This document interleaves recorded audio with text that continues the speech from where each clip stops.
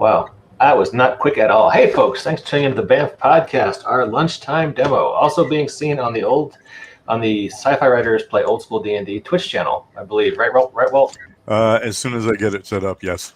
Okay. Today, well, hang on. Musical intro. Isn't that beautiful? Today, we are playing Walt's System. Supers revised, and we are playing Mask, which is Walt. Why don't you take us up? So Mask was a cartoon back in the late '80s, early '90s. It was kind of like around that time of Transformers and GI Joe. It was really kind of interesting for its time, and the animation rocked for its time. It had that Japanese style animation, but at the same time, it was really interesting. It was about a group of agents that could put on this specialized gear and change their vehicle configurations to suit the missions. And the gear had special properties that allowed them to do all sorts of crazy stuff. So yeah, it was really wild, like back for its time. Sweet. And we're playing it today with your published system, Supers Revised. And yes. I'm playing a guy named Murphy who drives a van that may or may not closely resemble the van from the A-Team. And we don't judge. Yep, Dale, a.k.a. Reese, a.k.a. Fling. Tell us about your character. I don't know much about him. I'm kind of new to this whole system and the show itself, but from his picture, he's tall, slim, wide across the shoulders, and never takes his helmet off, so no one really knows what he looks like. But he looks like a fairly athletic and fast-moving kind of guy named Reese. Groovy. And Jason. Yeah, I'm playing Cameron. He's a wheelman, and he drives a 70s-ish Firebird. Mm-hmm. So Cool. I guess I should make clear I'm playing a tank for what that's worth. Jacob, tell us about you. Today I will be playing Nelson. His character archetype is the Prowler. His call sign is Sneaker. So generally the character is a stealth and intelligence gathering. Nelson drives a high mobility van. And as Sneaker, the alternate mode is a stealth pursuit car. Cool. That looks like the Ford Mustang. Oh, look at you. I forgot to mention my vehicle is a 1968 fastback hopped up Ford Mustang. Wow, that's pretty Nice. Because that's what Steve drove in that movie, eh? And it's great.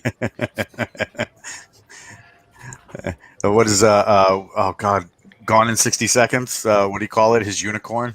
His unicorn, yeah. Yeah, That's a movie I haven't seen in ages. I have to give that one a watch. It didn't age well.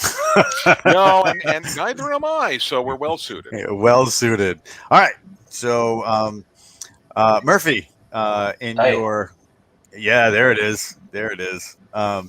In your role as the CEO of Basic Mobility Enterprises, you are just leaving a boardroom full of executives for your latest report on income and earnings, as well as you guys are trying to plan the company Christmas party, which never goes as planned because you're never there. You always set it up, but there's always an excuse. I wonder how that happens. In doing so, you're you get back to your office and you can see that the little light, blinky light on kind of like your pickup, very stylish phone. You got 3 lights. One is green, one is yellow, one is red, and the red one is blinking, and you know that might be something relatively important. Now, just so I'm clear in my head, are we back in the mid 80s? No, this is modern times. Maybe even a little ahead. All right, cool. I was hoping I had a phone that was like this big, but if I don't, that's fine. If you want, you can totally drive something that big. Captain Kilgosha wants to know if anybody's driving an AMC Gremlin. As revolutionary as that car was. I used to own one. Did you really? It was an AMC Champ, which was very, very close. Nice.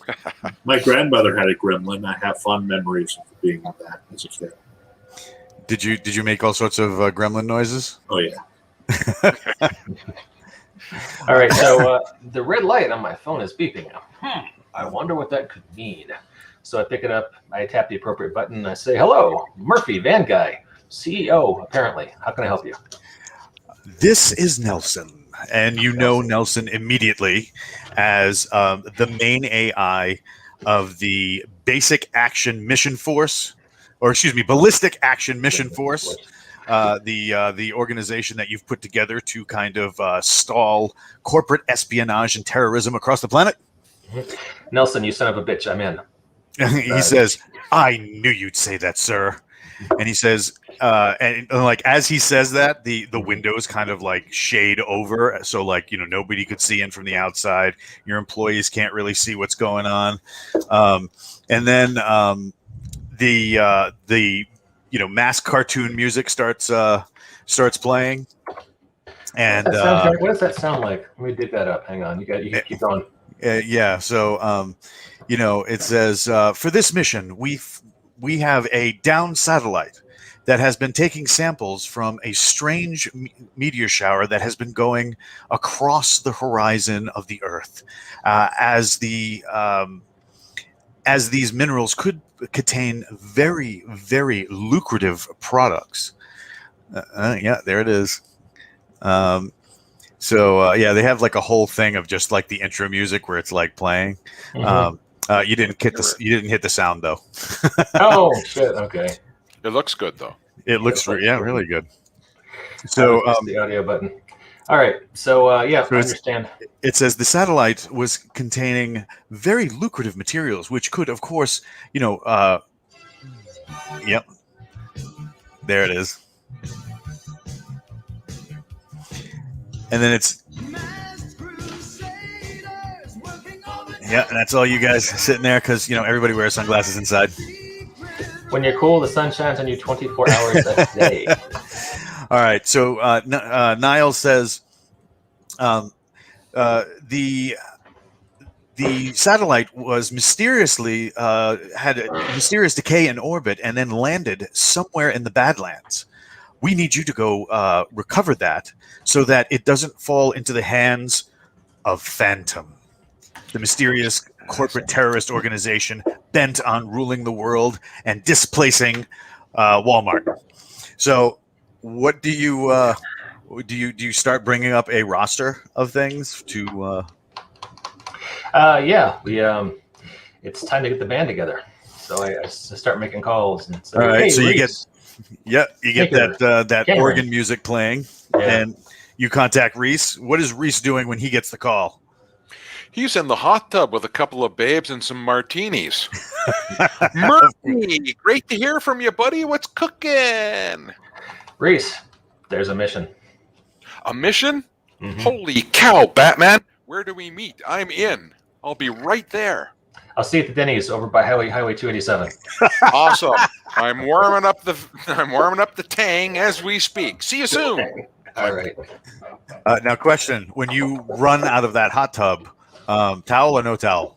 No towel. Right on. It's not like the Goyles ain't seen it before, right? Mike, who do you call next? I very discreetly call Cameron off screen during commercial break, so as not to interrupt the flow of the game. And then once the commercial is done and we all have a hankering for Capri Sun, let's say, I will call Jacob Blackman, aka Sneaker, and say, Sneaker, it's on. What's on?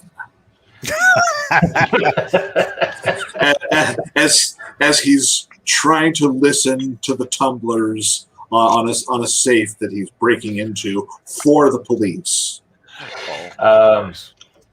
Meteor shower, Phantom up to no good. We gotta go to the Badlands and stop them.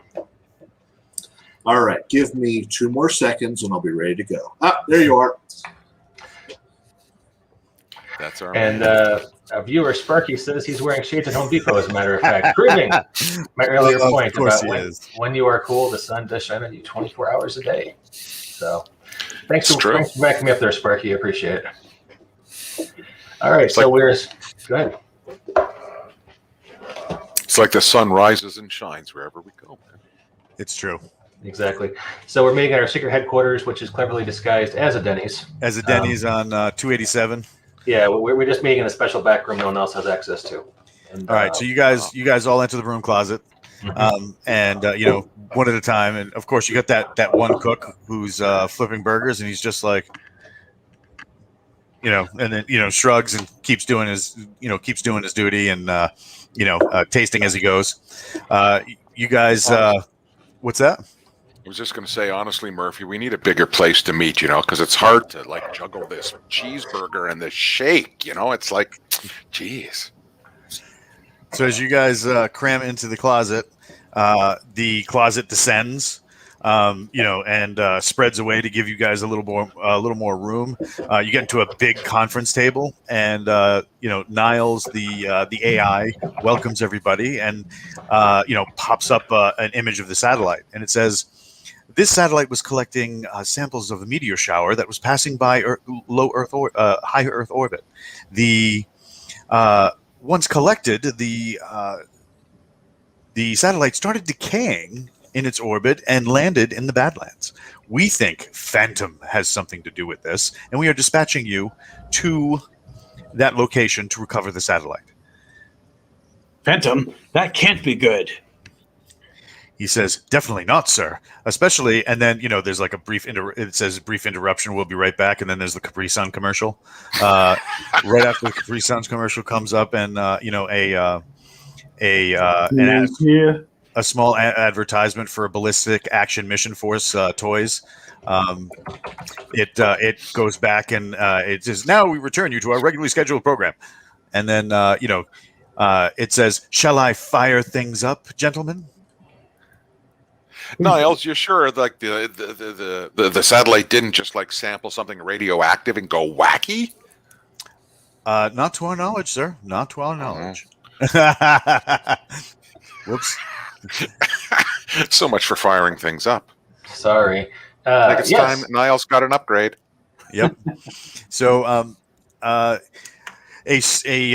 rotary kind of almost like a mobile type deal descends from the ceiling and extends its there's the Denny's on 287 and extend these fingers. At the end of each rotary arm is a strange looking helmet that will cover your head.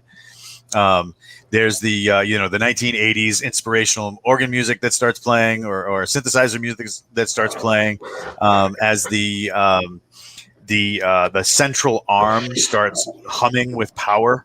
It shoots a beam into each one, powering each one up, and then it extends the arm and hands you each your helmets. Is there a snap hiss like Vader's helmet going on? Absolutely. Yeah, there it is. Hissing of exotic gases. Oh, I like the looks of it, though. Yeah, no, nice.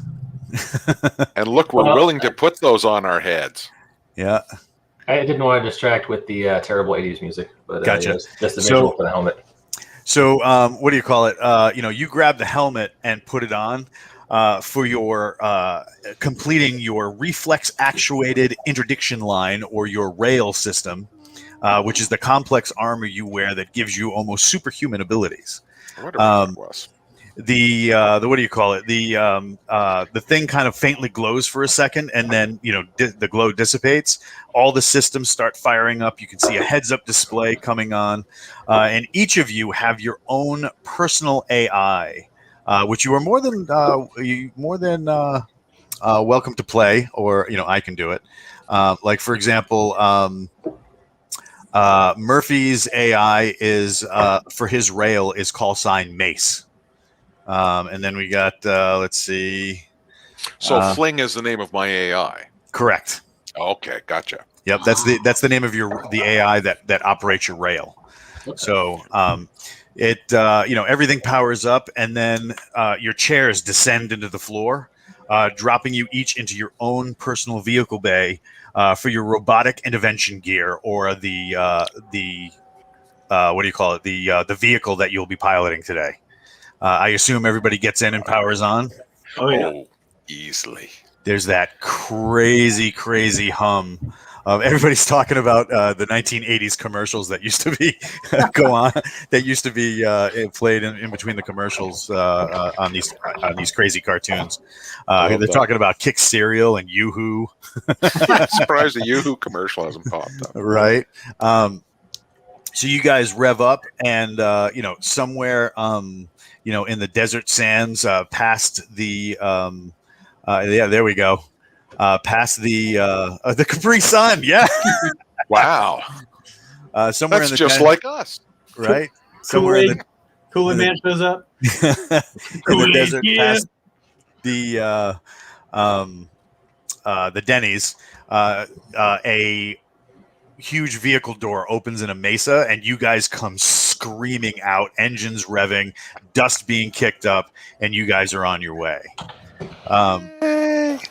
So let's see. I'm going to go to here, and I think Cameron's the only one who can give me a run for my money, and he's going to beat me.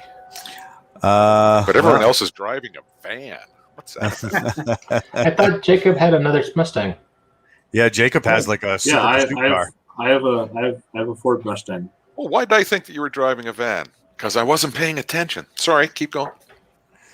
All right, so you guys head out and enter the Badlands. It takes a little while to get there, but with your special vehicle capabilities, you're there in no time, and then reconfigure back into regular vehicle mode. Let's see, Mike, if you like, you can share my screen. Mm-hmm. All right, so you guys are into the Badlands. You know that the cave over here is somewhere over there, and you guys have to negotiate your way through the Badlands. Let's see, we don't need him or him. All right, so what do you guys do? Where do you guys go? Hey, boss, you want me to scout ahead? Yes, please. That is what Nelson intends to do. He intends to scout ahead. He's going to alter into stealth car mode and deploy his drones so he can get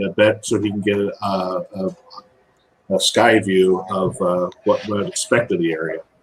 All right, so Jacob's character did not get the American commercials in Canada. Canadian house hippo commercials. This is like daring Mike to look stuff up. Is this a real? Are you messing with me, Sean? Is this a real thing? I'm going to Google house hippo, and it's like some horrible eye bleach that I can never unsee. All right, I'm searching it. Sorry, go ahead. Jacob is scouting ahead. So as you're scouting ahead, panels on the vehicle open up and then flip into place, making the car more sleek and dynamic. Your tires almost overinflate and become knobby to negotiate the terrain a little more. The hit guard that you have on the front of your police cruiser, wraps around the side, and you see like all of these little hexes. Oh my God, there's a tiny little hippo. These tiny little hexes appear over the armor. As the hexes like kind of glow in an outline, there's a quick shimmer, and you fade from sight, becoming almost Predator in appearance. But like even though you're moving at a rapid pace, the vehicle's not really leaving a dust trail. It's barely imperceptible. All right, so was that supposed to happen, or did we just lose Sneaker? No, I have a stealth car. It goes invisible. Okay, cool. I am less worried then. That's cool. So Cameron will jump a sand dune, like Smoking the Bandit style, and then go to the fighter mode. All right. So fighter. Yep, you see Cameron jump a berm. The wheels extend and then fold inward as the doors drop almost horizontally toward the floor, opening the cabin. They extend wings out to the side. The back where the brake lights are, flip up, and these 2 huge engine ports come out. There's an explosion from behind this thing, and you take off into the atmosphere. All right. Well, if we're all going in alt modes, then I will go ahead and hit the bright red switch right above the CD player. And my the CD player. You sure it's not a tape deck?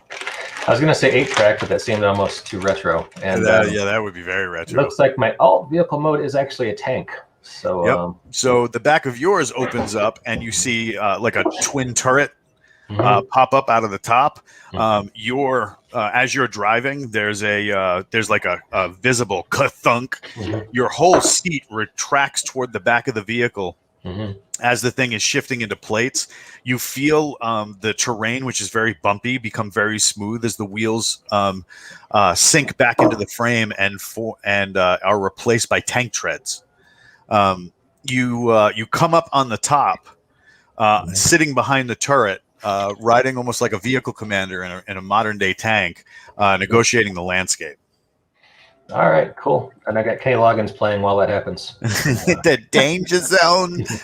All right. So as you guys are going, Jacob, you managed to spot several sensors and what look like sensor towers along different peaks around here. So you got right as you're entering in this little ravine right here, this cut through. There's multiple sensors that will give away anybody who drives through them, other than you in your special vehicular mode. And they also have small towers with what look like cameras.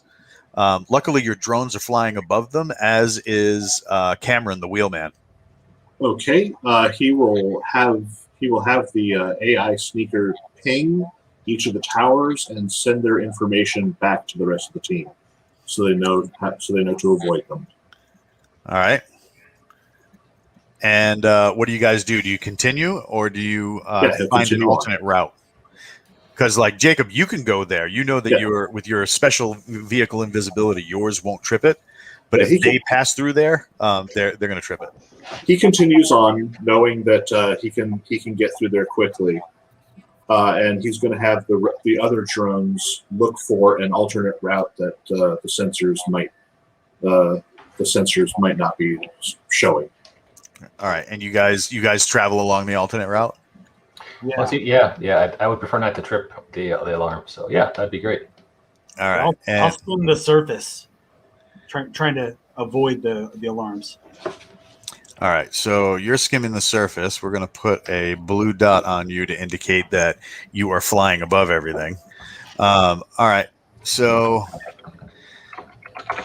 you get to about here, and then Jacob kind of joins you guys, and you know that the cave that you need to get into is right over here, right? So you look outside and you can see several phantom personnel.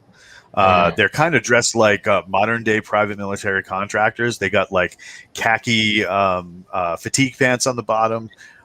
They got like a polo shirt with some like weird plate carrier armor, and then in true mask fashion, they have a full like helmet, keeping things I guess cool in the Badlands air.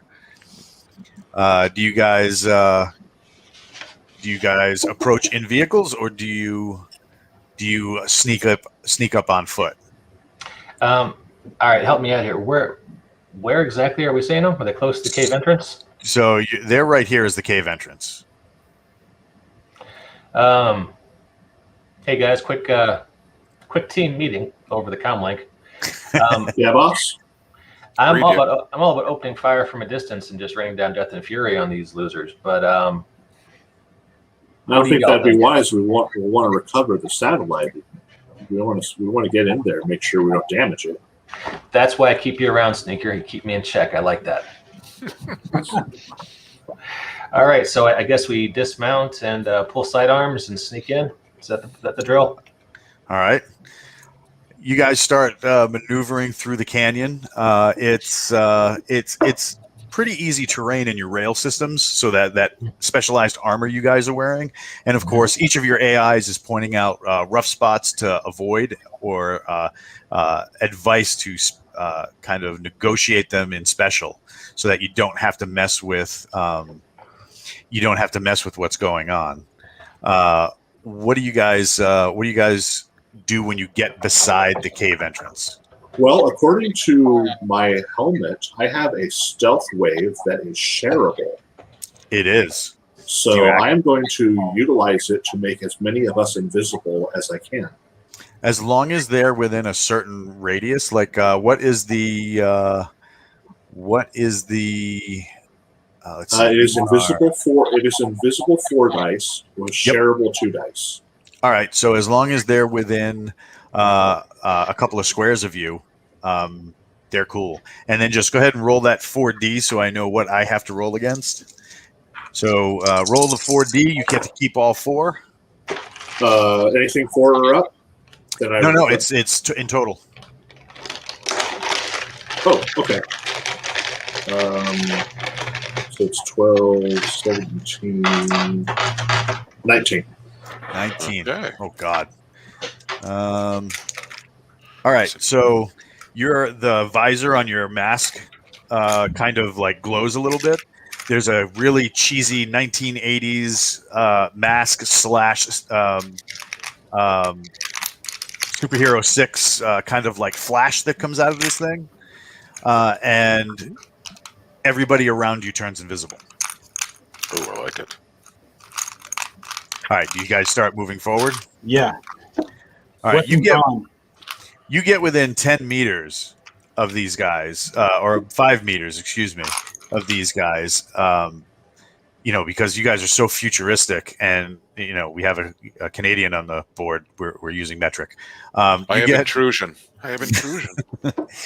All right, you guys get really close to these guys, and they don't see you, and they're talking about the fact that they're very upset that they got Oscar Mayer and Capri Sun for lunches again today. And they are complaining about the food. They've been here for about 8 hours, and it looks like they're from the sound of things, it's like one of them is very much, I just don't understand why we have to stand here. We got all this security systems. Why can't I just go in there and enjoy my stupid juice box? And the other guy is like, nobody pays you for your opinion. And as this goes back and forth, you kind of get the gist that they're in a hurry, and these guys were just put out here as like a fail-safe in the event that something gets hacked. Gotcha. Hey, Walt, I've got a pulse wave weapon. It looks like this is a area effect stun. Am I reading that correctly? That is correct. Can I possibly use that and knock out all these dudes? I think that's a great idea. Go ahead and roll 4D and tell me what you get. 6, 10, 13. Oh, that's 1 plus. All right, so in supers, right, it's my dice versus your dice. Yeah. But a lot of the guys you're facing or the guys you are facing right now are mooks. So the dice are handled pretty much the same, but instead of each character getting his own dice, they roll as a group. Just gives rolling against mooks makes it a little faster, so that you can get to the big bads a little quicker. So with your roll, you got and what I rolled, my defense against your stuff gives you basically a success and a raise on that success. So for every 6 points, you get a raise. You beat me by 6, so you do enough damage to knock them both out. So this thing on your helmet glows. You fire it at the ground, and it's like when you fire off like a big firework or something like that. There's no noise, but it sends a pulse wave across the ground, displacing the dust. And they're just like, what the? And then they're down. All right. We should call them Cyclops from now on. What do you guys do? I would like to tie these guys up and then get back in our vehicles and drive inside. What do you guys think? I'm with that. Or is the cave big enough we can drive inside, or am I? Yes, but you're going to have to go single file. All right. Does anybody want to scan or pull reconnaissance first before you go in? Yeah, I'll scan. All right, you guys. Let's see. You have Cameron, so you have multispectral vision, and then of course you have Jacob, which is sneaker, with his ability to go invisible and stuff like that. He can also do some craziness. So, what are you guys going to do? I think the two of us would be great for scanning because between my stealth and I believe we both have multi-spectrum vision. We should be good to scout this out. All right. Are you actually Walt? going? Yes. Oh, sorry, go ahead. I was going to ask if he was actually going in the cave. I've got I'll go into the cave right alongside Jacob. I've got a 23 for my perspective scan. Oh yeah. So Gotcha. you can see there's like glow sticks or chem lights throughout, kind of like highlighting the width of the cave. But once you bring the multi-spectrum scanning on, let's see, we're gonna go here like so. You're going to see all kinds of things. Oh yeah. I go here, Mike. If you like, you can share my screen. All right. So cool. Yeah. So this is the cave opening where you guys are. And it's just a big wide cavern that at one point looks like it might have had some brick structures in it. And down on this side, you guys should actually be down here. All right. So, but down on the other side, further into the cave, you can see a gaggle of people over here. And right about where this well is, you can see the satellite. All right. But there is personnel all over the place. In some of these downed buildings, they have like tables set up with command tents and all sorts of scanning equipment, lab equipment. It looks crazy. Hey, boss, we have eyes on the satellite. Just letting you know. But we also got a full science team down here. That looks like Phantom is going all out on this. How many hostiles? You think maybe 4 to 10, as far as like the guards, the Phantom personnel. At a guess, maybe as many as a dozen. And then lab techs, there's significantly more lab techs. But as you look deeper into the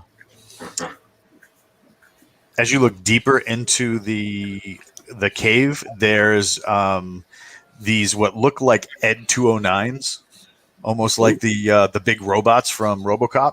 Ooh. Oh, nasty. And combat drones. All right, so combat bots, phantom guards, and lab geeks. Is that a fair summary of who we got in this cave? Absolutely. Yes. Okay. So, go ahead. I would like to move off to the right. I think I saw some low walls of rubble. Yes. I seem to be well armed, including with the rifle, so I'd like to take up kind of an overwatch position to watch the satellite and the gaggle of people beyond it, just to make sure I have a preliminary beat on anyone who might suddenly notice and want to rush us. All right. That works. What is everybody else doing? Well, guys, let me ask your advice. My inclination is to go back, get in my tank, drive it in here. I think that's a great idea. Considering how well armed they are, I think the vehicles will help immensely. All right, cool. That's my plan. Do you, anyone else want to stay in here with Fling and take up weapons positions, or do you guys want to come with me? What do you want to do? Cameron will take up a spot like behind one of the building. Kind of use the corner to kind of look around around the corner. Cool. Once I get established, I will contact Fling and have him drive the car quietly and rather slowly, but not creepy, up to the entrance of the cave so that he'll be ready to help us out when we need it. All right, so you send the AIs to bring the vehicles to you? I forgot we can do that. Yes. I have no idea. I'm just making all kinds of assumptions.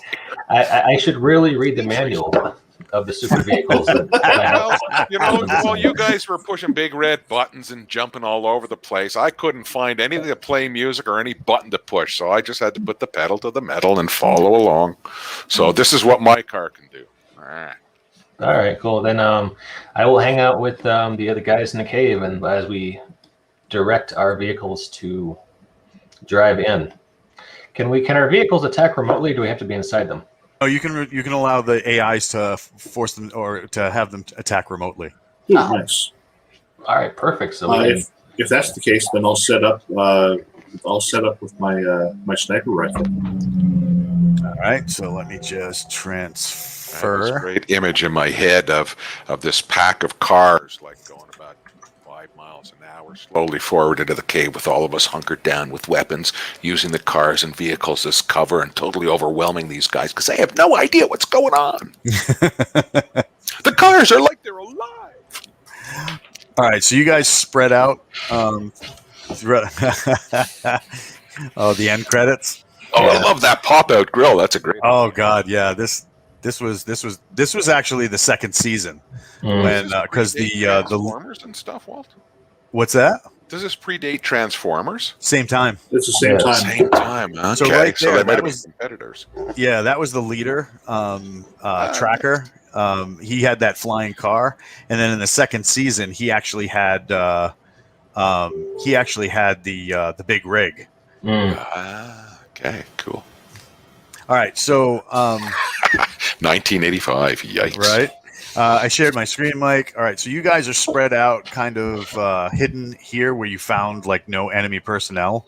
Mm-hmm. You can see a gaggle of the scientists kind of like moving around and stuff like that, and then a couple of security elements in the cave.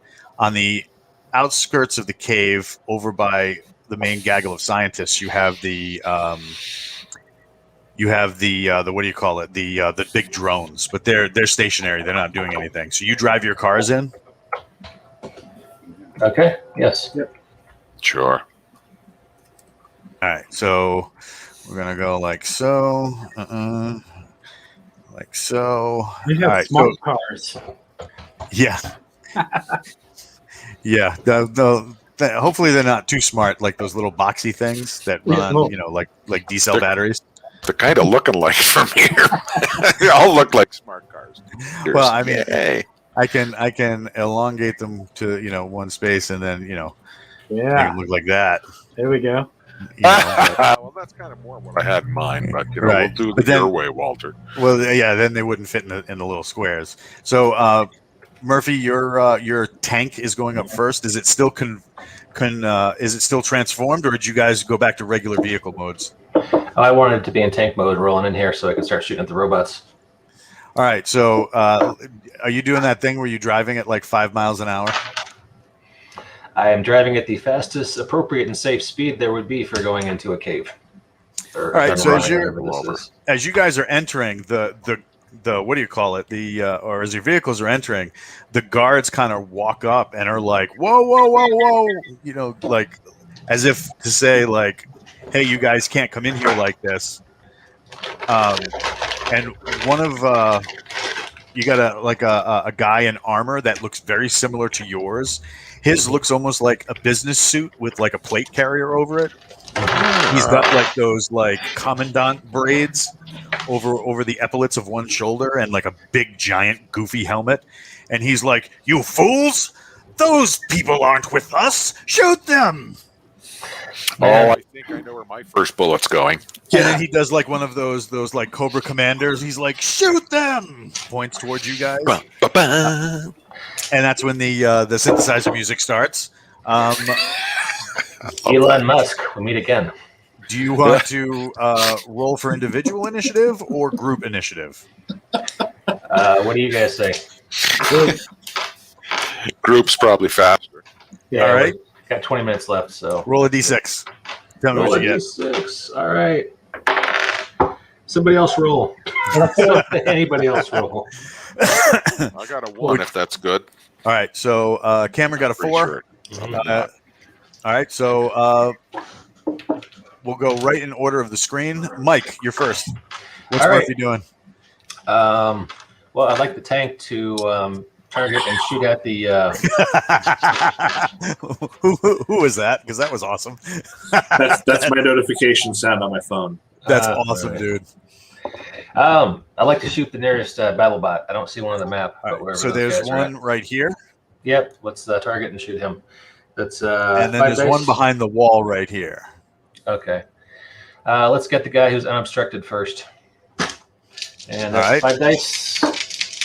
Yes, sir.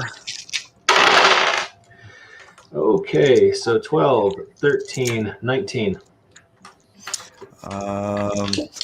All right, so the thing kind of acts like almost like an AA gun where the barrels alternate and just start pounding on this thing.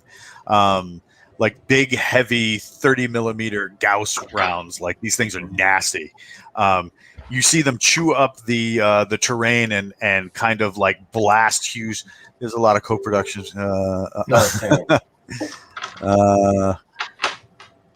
must be talking about the Big League Chew bubblegum in the chat. Sanokin wants to know who's packing the Big League Chew today. Is that a metaphor for something?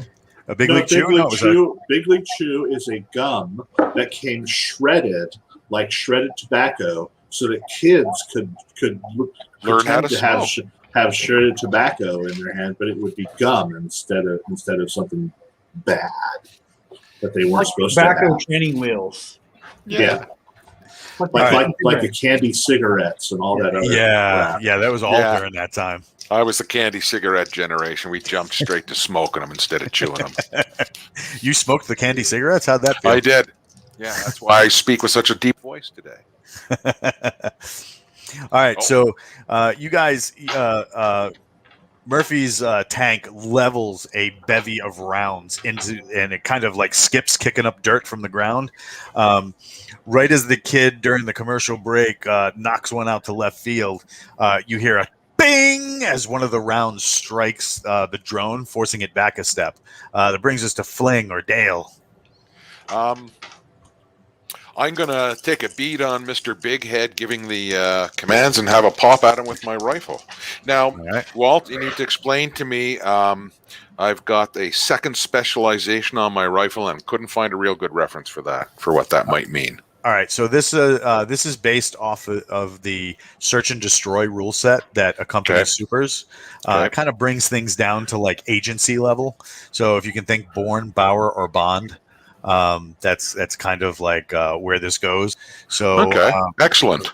Yeah, let me pull up your character real quick. I've got 4D on the rifle. All right, 4D specialization on the rifle. All right, so you're going to roll 4D, and you're going to keep the top 3, right? Yes. Yeah. Okay. Oh, nice, 16. All right, and that's on the 3 dice. That's on the 3 dice. Yep. Nice. 2 5s and a 6. All right. He is going to defend. All right, so as you put this thing on top of a wall, kind of brace it against your shoulder, and then with the barest of trigger squeezes, you touch off a round. Piff. It's got like this heavy like ping kind of feel when it goes off. So you guys are kind of using like M18 adapted pistols. So this is if you've ever seen one of these, it looks kind of like a regular pistol, but with a modular attachment system, you can add like a stock and whatnot. So you put that against your shoulder, fire off. It hits him, but as it does, there's a shimmer, almost like the hexes that formed across Jacob's car when it went invisible. Right. It spreads across his shoulder and face, but knocks him into the dirt. And he's like, "Fools, fire back! Fire back!" Cameron. All right, Cameron is going to take a shot at one of the lackeys around the officer. Okay. let's see, with his MK18. A 10. Right. Roll 10. 10? Yeah. All right. Let's see what he does. And who are you shooting? Wait, are you shooting him or are you shooting one of his lackeys? One of the lackeys. Yeah. All right. All right. So you shoulder this thing, get a trigger squeeze. One of the guys is aiming at Reese for shooting his commander. You ventilate the side of his helmet. He whirls around, and as he's dying, he's like, "This shouldn't be on a kid's show," and he hits the deck. At least it wasn't at least it wasn't like monetized in some way. Like, if only I'd been chewing Big Red. The Big Chew would have prevented this. Yeah. Oh my God! That brings us to Jacob. Okay. Nelson is going to have Sneaker bring the car around so we're open the door and he wants to roll inside because he's all like athletic and nimble like that. Gotcha. Then he wants to drive the car around to where the satellite is and try to grab it and put it in the car. Nice. Gilbert. All right. Let's see. Go there. Mike, there's a map so if you want. There we go. All right. So you're driving right here to try and get to the satellite? Yes. All right. Make that a little bit bigger of a car. All right. So give me a driving roll to kind of maneuver around the space because it's really tight in here. Okay. I am not afraid to body check bad guys. Wow, that's a 14. Nice. All right. So there are several bad guys in the way. I assuming you were doing like a Tokyo drift? Yes. All right. I like it.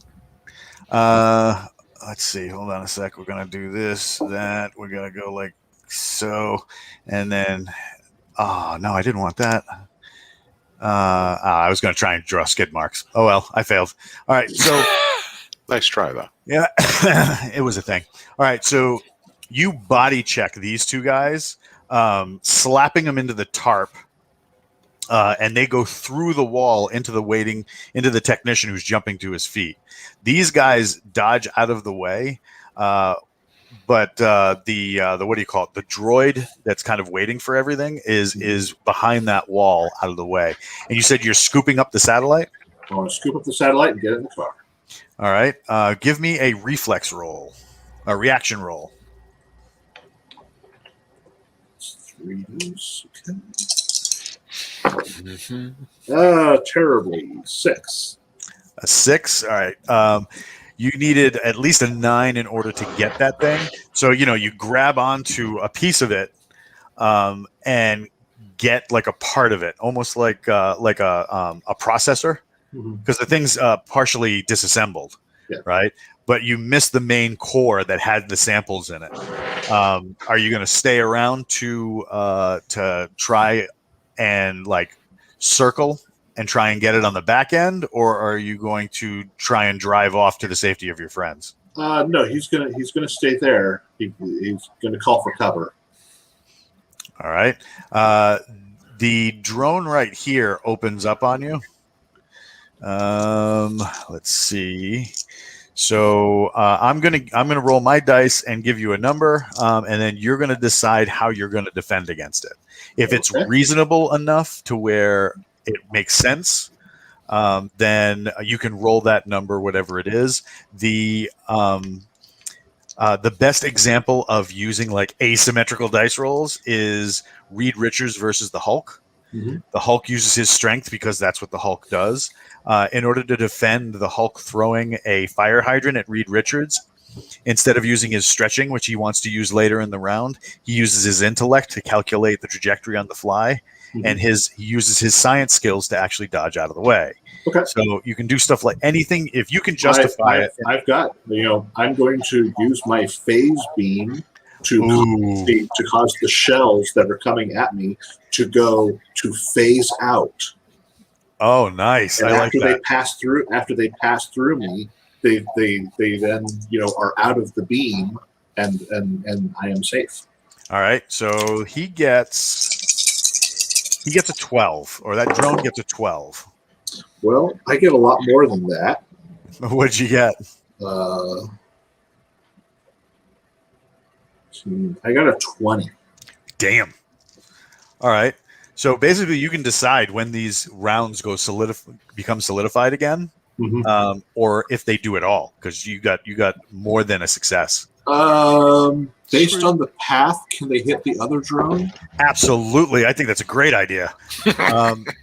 And it's going to apply damage. So we'll zoom in a little bit, right? So as we look at this cacophony of mayhem you have going on, right? You have another masked operative over here who kind of like ran from behind the drone. This thing opens up and just starts trying to vent you on the way by. You kind of look and hit the pulse beam that brings everything desolidified. The rounds pass through you in this like ghostly effect that kind of makes your skin crawl, because you know that if it wasn't like a 30 millimeter round is almost like 3 to 4 inches long, just the bullet. It's not included a shell. Big bullet, man. Yeah. So those things pass through you, become solidified on the other side, and rake this thing into pieces.